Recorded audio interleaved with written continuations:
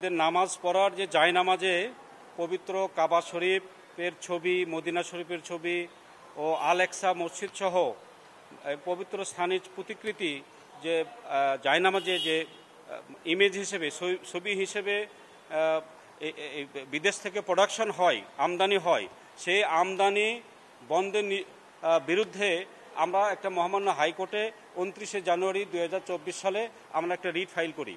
সেই রিটের প্রেক্ষাপটে সেই সময় শুনানির পরে মহামান্য হাইকোর্ট বলেছিলেন যে আপনারা ফার্দার একটা অ্যাপ্লিকেশন দিয়েছেন।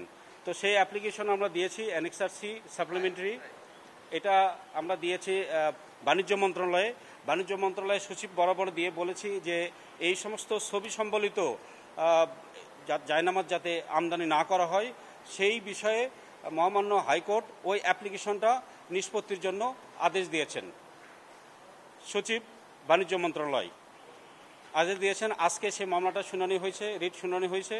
আমরা প্রথম এই মামলা এই ছবিসহ অর্থাৎ জায়নামাজে বাইতুল মোকাদ্দাস, কাবা শরীফ, আকসা, মসজিদুন নববীর যে ছবি, এই ছবির আমদানি নিষিদ্ধের প্রতিবাদে রিটটা ফাইল করি।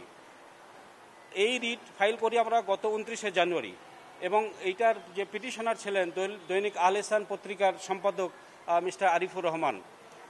মহামান্য হাইকোর্ট আমাদেরকে বলেছিলেন তখন যে ফার্দার একটা অ্যাপ্লিকেশন দিয়ে আসেন সচিব বাণিজ্য মন্ত্রণালয়ে। আমরা ফার্দার একটা অ্যাপ্লিকেশন দিয়েছি সচিব বাণিজ্য মন্ত্রণালয়ে।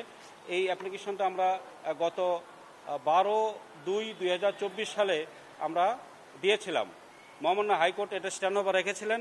আজকে এই রিট মোশন শুনানি হয় এবং মহামান্য হাইকোর্ট সন্তুষ্ট হয়ে এই মামলাটা এই অ্যানেক্সার সি এই অ্যাপ্লিকেশনটা নিষ্পত্তি করার জন্য, দ্রুত নিষ্পত্তি করার জন্য সচিব বাণিজ্য মন্ত্রণালয় বাংলাদেশ সেক্রেটারিয়েটকে নির্দেশ দিয়েছেন।